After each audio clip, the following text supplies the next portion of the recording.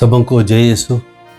प्यारे भाई और बहनों, इन दिनों हम महिमा के भेदों पर मनन चिंतन कर रहे हैं और आज हम मनन चिंतन करेंगे महिमा के चौथे रहस्य पर। माँ मरियम जो है स्वर्ग में उठा ली जाती है और इसके लिए हम वचन में पाठ पढ़ेंगे। प्रकाशन ग्रंथ अध्याय 11 पद संख्या 19। तब स्वर्ग में ईश्वर का मंदिर खुल गया और मंदिर में ईश्वर के विधान की मंजूषा दिखाई पड़ी। बिजलियां, वाणियां एवं मेघ गर्जन उत्पन्न हुए, भूकंप हुआ और भारी ओलावृष्टि हुई। और प्रकाशना 12 पद संख्या 14।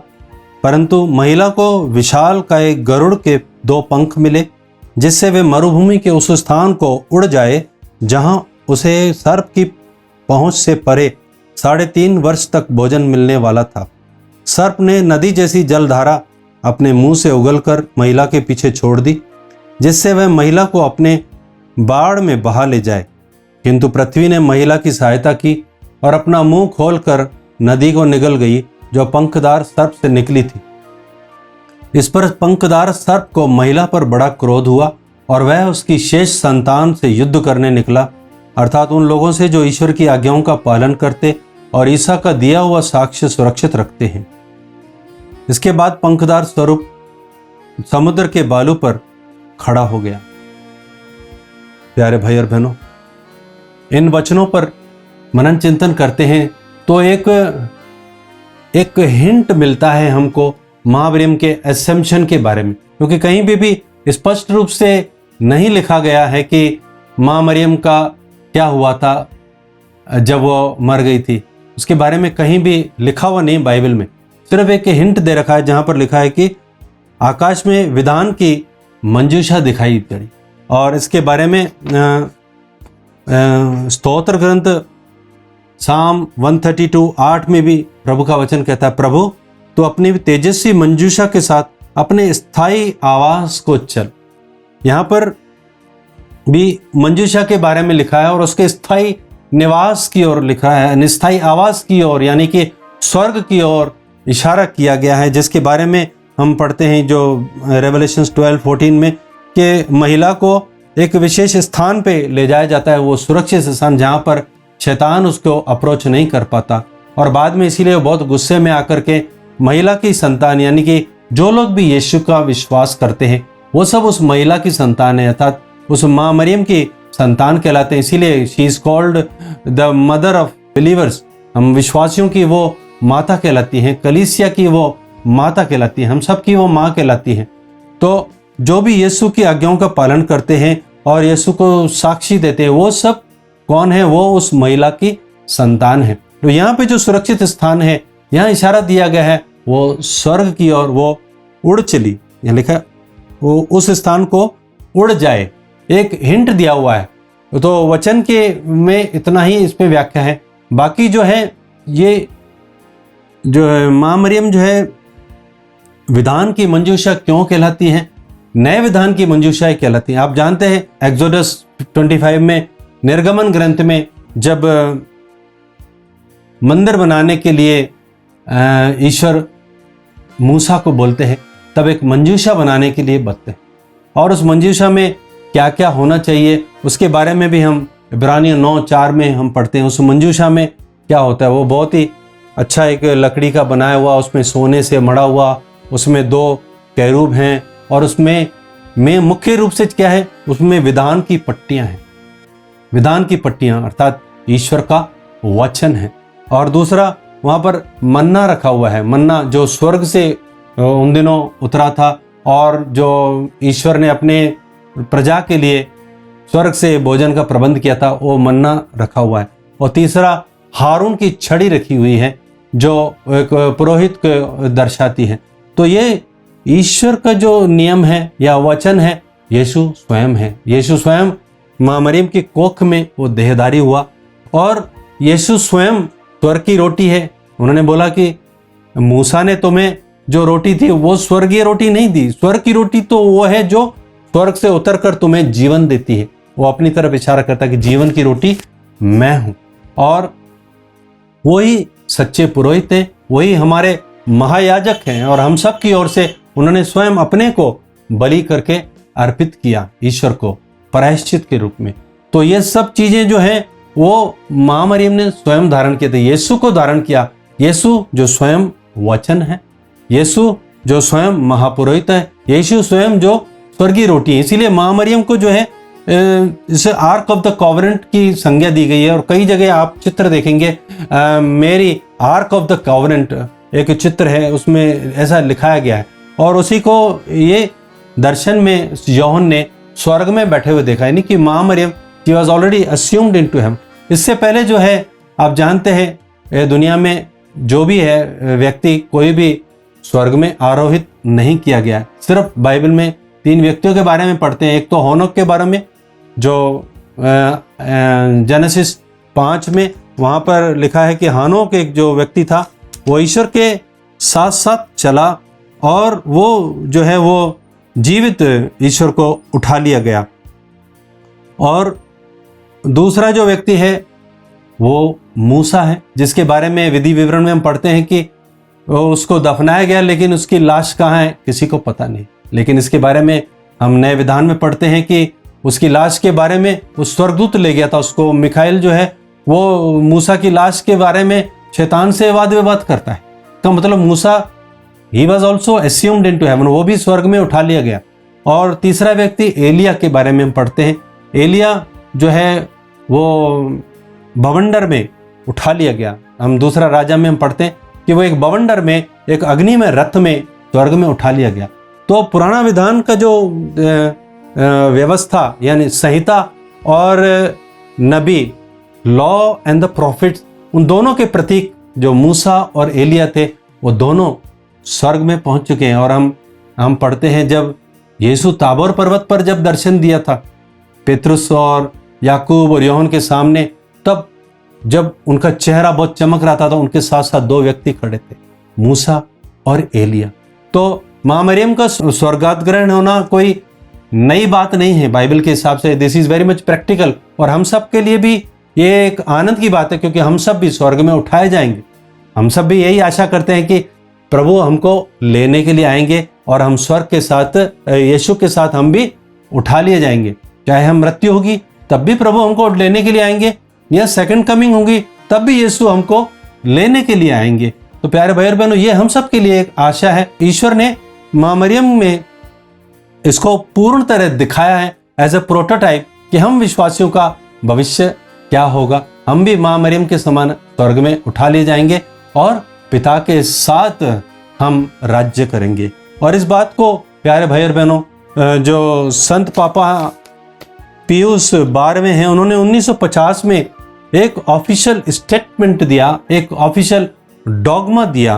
प्यारे भाई और बहनों, ये डॉगमा वास्तव में क्या है? ये जो है ये एक बिलीफ है, एक सेट ऑफ बिलीफ जो कई लोग मिलकर के एक निर्णय लेते हैं, एक धर्म सिद्धांत बनाते हैं और उसको, जिसका कोई खंडन नहीं कर सकता, ऐसी घोषणा, आधिकारिक घोषणा जो है वो संत पापा करते हैं। और इसके बारे में हम पढ़ते हैं इस घोषणा पत्र में, by the authority of our lord Jesus Christ, यानी प्रभु यीशु के अधिकार के साथ, और blessed apostles Peter and Paul, जो पेतरुस और पौलुस हैं उनके जो धन्य हैं उनके अधिकार के साथ, और हमारे अपने अधिकार के साथ, by our own authority we pronounce, declare and define it, हम इसको घोषणा करते हुए हम इसको समझाते हैं।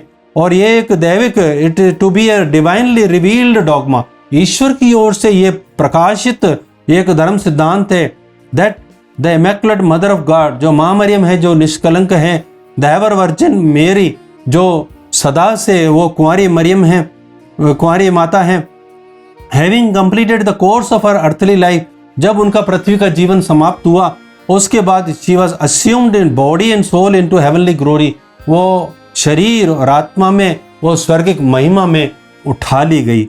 ये एक संत पापा ने दिया हुआ एक घोषणा पत्र है जिसकी कोई खंडन नहीं कर सकता। अब एक डोगमा क्या चीज है प्यारे भाई और बहनों, इसके बारे में मैं आपको वचन के द्वारा बतलाऊंगा कि जब भी कोई डिस्प्यूट होता है, जब भी कुछ ऐसी परेशानी उठती है कलीसिया में, तो एक घोषणा पत्र तैयार किया जाता है ताकि वो आधिकारिक हो, जिसका कोई खंडन न कर सके।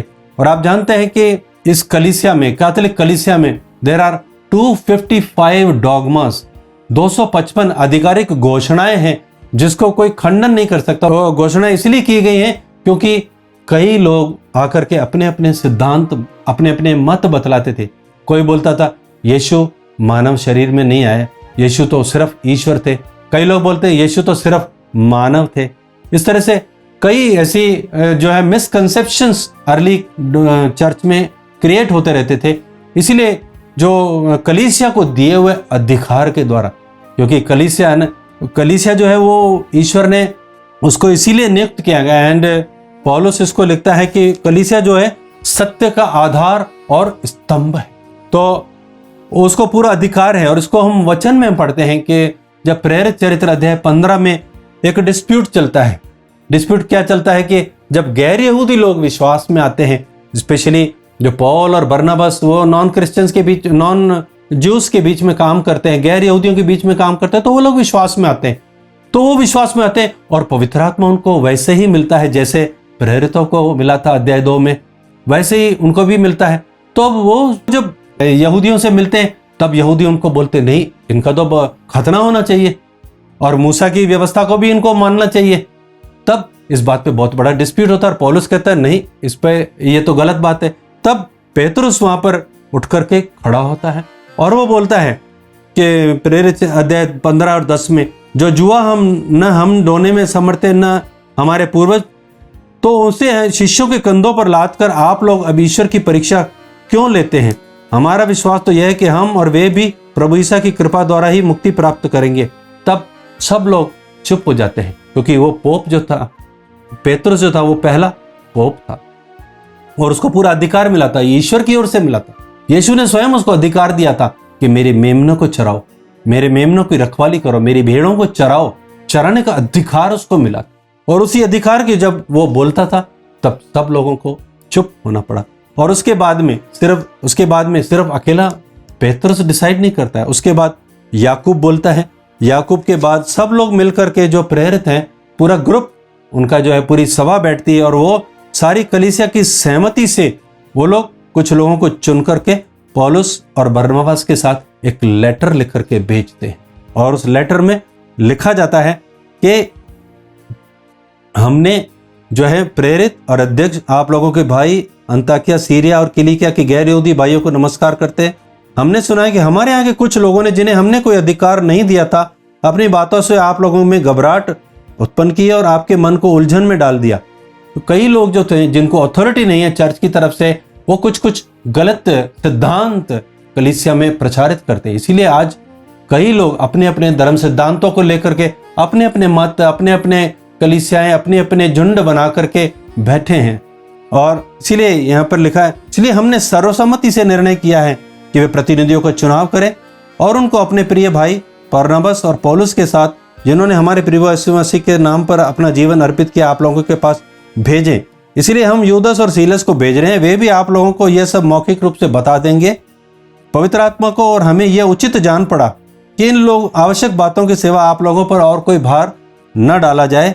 आप लोग देव मूर्तियों पर चढ़ाए हुए मांस से, रक्त, गला घोटे हुए पशुओं के मांस और परहेज से बचे रहें, व्यभिचार से परहेज करें। इससे अपने को बचाए रखने में आप लोगों का कल्याण है। अलविदा। शॉर्ट में उन्होंने एक डॉगमा एक क्रिएट किया, सर्वसम्मति से एक सिद्धांत बनाया कि अब आपको इनडायरेक्टली उनको बता दिया, आपको खतना करने का जरूरत नहीं है, न मूसा की व्यवस्था को मानने का जरूरत है। अभी बपतिस्मा लिया है और प्रभु के अनुसार उनको जीवन जीना है। सिर्फ कुछ सर्टेन रेस्ट्रिक्शंस उन्होंने लिखा और उसके बाद में ये लोग जो है वहां पर लिखा है, वो बहुत लोग वो खुश हो गए। और एक आधिकारिक, अभी कोई भी अनऑथराइज आदमी अगर उधर जाता है तो दे कैन शो नो, हमारे जो पोप हैं, हमारे जो जितने भी अपोस्टल्स हैं, उन्होंने मिलकर के ये डिसाइड किया है and this is the right thing. प्यारे भाई और बहनों, इस तरह से ये वचन में हम देखते हैं कि किस तरह से पहला डॉगमा यहाँ पर बना है प्रेरित चरित्र में। इस तरह से 255 डॉगमास या धर्म सिद्धांत कलीसिया ने बनाए हैं और वो इसीलिए बनाए हैं कि कलीसिया में भ्रांतियां पैदा न हो, क्योंकि सब लोग अपने अपने मन से व्याख्या करते हैं। और पेतरुस जो है वो खुद बोलता है कि पौलुस के पत्र जो है इतने गूढ़ हैं कि उनको समझना बड़ा मुश्किल है, और कई लोग इनका अपने हिसाब से अर्थ लगाते हैं और अपने सत्यानाश का कारण बनते हैं। प्यारे भाई और बहनों, कलीसिया को व्याख्या करने का पूरा अधिकार है। इसलिए कलीसिया के जो दूसरे डॉक्यूमेंट्स हैं उसमें कलीसिया वचन की व्याख्या करती है कि वचन वास्तव में हमसे क्या कहता है, इसका वास्तविक अर्थ क्या है।